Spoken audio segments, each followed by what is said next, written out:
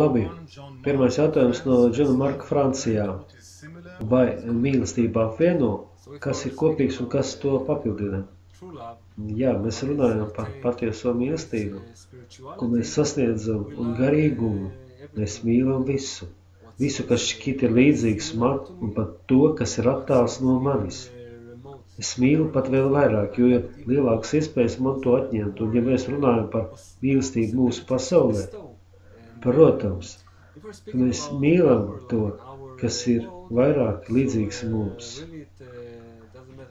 Kaut kas, kas ir jauks, piemēram, tādas īpašības kā inteligence, skaistums, kaut kas, kas sniedz man prieku. Ja mēs runājam par kaut ko, kas nav man līdzīgs, saprotams, ir ļoti grūti to saprast un pieņemt. Otrs jautājums. Januš no Polijas vaicā, vai mīlestība ir kaut kas, ko mēs mācāmies? Januš patiešām mīlestība ir kaut kas, ko mēs mācāmies. Tas ir kaut kas, ko mēs attīstām. Tā arī ir kabalas gudrība, ko mācāmies. Tas ir īpašs veids, kā mēs mācām un mācāmies. Mēs mācāmies būt gaismā, bet par to mēs runāsim nākošajās lekcijās. Bet pilnīgi noteikti mīlestība un garīgā dzīve ir kaut kas, ko mēs attīstām starp mums. Tā ir pilnīgi jauna kvalitāte, īpašība. Labi, vai vēl es kaut ko piebilstu? Vēl viens jautājums no Polijas. Mums jautā Kasija. Viņa jautā, vai mūsu mīlestībā ir arī jābūt greizsirdībai? Ne tikai greizsirdībai, bet patiesībā daudz dažādām emocijām. Mīlestība, par ko mēs runājam, mīlestība, kuru kabalists sasniedz, ir kaut kas unificēts, tāds, kas apvieno visādās emocijas un vēlmes, kas cilvēkam piemīt. Tāpēc mēs sākām, ka mīlestība pārklāsa visus noziegumus. Starp mums ir negatīvās emocijas, jeb tās, kuras mēs saucam par negatīvo. Mēs ar mīlestības, īstās garīgās mīlestības palīdzību mācāmies transformēt šīs negatīvās emocijas pozitīvās. Tas ir tāpēc, ka patiesībā nav jau slikta emocija vai īpašība. Piemēram, greizsirdība ir lieliska īpašība. Tā ir izcils zinājums, un mēs mācāmies, kā to izmantot pozitīvā veidā. Un, protams, ja mēs runājam par mūsu pasaules kastītes iekšēnē, ko sauc par ego, tad, piemēram, kad es skatos uz savu draudzeni, es kļūstu greizsirdīgs, jo es nevēlos viņu zaudēt, vai ne? Es gribu viņu zaudēt dēļ kāda, kurš ir labāks nekā es vai pat sliktāks par mani. Tā ir ego, jeb egoisma greizsirdība. Taču, ja runājam par garīgu greizsirdību, ir teikts, ka mēs varam jebkuru negatīvu emociju vai īpašību pārvērst pozitīvā. Iedomājies, ka es tiešām redzu, ka sēž Amidu, kurš ir lielisks draugs un cilvēks ar izteiktām garīgām īpašībām, tad es vēlos kļūt par vēl greizsirdīgāk pret viņu. Tas nav tādā negatīvā veidā, kā mēs esam pieraduši uztvert greizsirdību, vēloties, lai viņš kļūst niecīgāks attiecībā pret mani. Nē. Es pat vēlos, lai viņš kļūst izcilāks par mani, un tāpat arī, lai tādi kļūst visi mani draugi šajā garīgajā ceļā. Kāpēc? Tāpēc, ka izjūtot šādu greizsirdību, es varu augt līdz viņu līmenim, un tādā veidā es redzu izcilus pret sevi. Vēl viens jautājums no Rumānijas. Kāpēc ikreiz, kad jūs izmantojat mīlestības patiesību, jūs to pat sāpināts? Tas ļoti labs jautājums. Es to uzdodu pats sev. Ja mūsu egoistiskā mīlestība vienmēr nes līdzi sāpes, jā. Tagad mēs varam parunāt par mehānismu, ko mēs visi labi pārzinām. Tas ir mehānisms, kā darbojas prieks, kā mēs gūstam piepildījumu un aizpildām iztrūkumu, vēlmi. Un mēs visi zinām, ka šajā fāzē, ko jau vairāk mēs vēlamies iegūt mīlestību vai savas mīlestības objektu, piemēram, es sapņoju par šo draudzeni, par šo sievieti, es viņu vēlos, es sāku iztēloties visu to mīlestību un prieku, ko es no viņas saņemšu, vai ne? Taču, kad mēs nonākam reālajā situācijā, es izjūtu iztrūkumu. Kāpēc? Tas ir tāpēc, ka vai nu mums gaidas atšķiras no realitātes, vai arī es nevaru vēlamo sasniegt. Līdz ar to mans prieks, fantāzijas, gaidas noved mani pie ciešanā.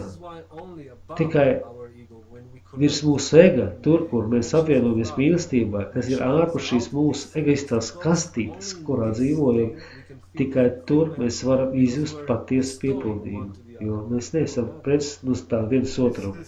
Gribu ko piebilst? Jā, tas ir tas princips, ko tu teici, ka mīlestība sagādā mums ciešanas, jo mēs fokusējamies uz piepildījumu un prieku, ko vēlamies sasniegt. Mēs visi esam sasaistīti ar nosacījumiem, ar interesēm un ar nosacījumiem, kā mēs vēlamies saņemt no šīs mīlestības. Patiesībā mīlestība ir tīra forma, ar ko es varu dzīvot, kurā es varu dzīvot. Tā ir sava veida jauna īpašība. Pāriesim pie nākamā jautājuma par mīlestību. Iveta no Latvijas jautā. Ir jau neizskatāmi ar patiesu mīlestību mīlēt pašai sevi, bet kur nu vēl mīlēt citus ar beznosacījumu mīlestību? Tas ir grūti, pat neiespējami. Vai tā ir garīgā mīlestība? Jā, lai gan tas šķiet sarežģīti, mums ir labā ziņa. Tas šķīs vēl sarežģītāk, un tomēr tajā pašā laikā šāda mīlestība būs ar vien vairāk iespējama, jo tā ir kabalas ceļa burvība. Jūs ejat pa šo ceļu un ar laiku pakāpeniski saprotat, kas tiek sagādīts no cilvēka, kādam cilvēkam ir jākļūst. Taču tajā pašā laikā jūs saprotat un jūs to sajūtat, ka viss šis ceļš ir pilnīga patiesība. Jūs iegūstat pārliecību, ka visi padomi, visas mācības, ko saņemat, ir saņēmuši kabalisti, un viņi ir piedzīvojuši to, ko pat labāk piedzīvojat jūs. Un viņi ved uz stāvokli, ko mēs saucam par ticību augstāk par zināšanām, lai radītu pilnīgi jaunu veidu pieņēmumu, ka viss ir jūsos, jūs precīzi nezināt, kā tas viss notiek, bet tas notiek. Tātad, protams, šāda mīlestība ir iespējama, lai gan tas ir vēl daudz sarežģītāk nekā tas šķiet pat labam. Un jūs liekaties iespēju sarežģīt, bet pat labam tas tomēr sarežģīs visā. Es gribu piebilst. Vispirms, kā jūs redzat, mēs mācāmies runāt angliski, bet tā kļūs labāk, neuztraucieties. Attiecībā uz mīlestību. Viss, kas tika teikts, attiecas uz to, kā mums pietrūkst. Kas mums ir nepieciešams šajā pasaulē? Iedomājieties, kā saka kabalisti. Augstākā gaisma piepilda visu. Tā tikai gaida, lai varētu iet tādā kā sava veida traukā. Tas ir it kā mums prasīta. Kas jums ir nepieciešams attiecībā uz mīlestību? Man ir vajadzīga izskatīga sieviete vai izskatīgs vīrietis. Labi, te jums būs, un tas ir mazīgs trauks. Bet patiesībā eksistē vesels okeāns, vesela okeāna gaismas. Tātad, ja es palielinu savu vēlmu attiecībā uz patiesu mīlestību, kas ir to radītājam, ekvivalents viņa formai, tad man ir jāpalielina sava vēlēšanās. Jo vairāk attīstīti mēs esam un liekam šai gaismai apspīdēt mūsu vēlmi, mēs atklājam ar vienu lielāku iztrūkumu. Es atklāju, vai, es nemīlu, man ir vajadzīgs šis spēks, lai mīlētu, un tad, kad es to vēlos, tad nāk gaisma un mani izlabo. Tad es atklāju vēl lielāku vēlēšanos, vēl lielāku tukšumu, ko piepildīt. Tas ir veids, kā mēs izējam šos 125 izlabošanās līmeņus. Tas ir lielisks, brīnišķīgs process. Nedomājiet, ka tas ir grūti, tas ir brīnišķīgi, bet mums vajag vēl vienu lietu, ko mēs nedarām. Mums vajag mācīties, kā palūgt, lai mums tiktu dota šī patiešā izlaboties. Protams, mēs mācīsimies. Ar to mēs noslēdzam jautājumu sesiju par mīlestību. Un jums vēl ir kādi jautājumi, lūdzu rakstiet uz Facebook grupā. Mēs būsim priecīgi atbildēt. Uz redzēšanos!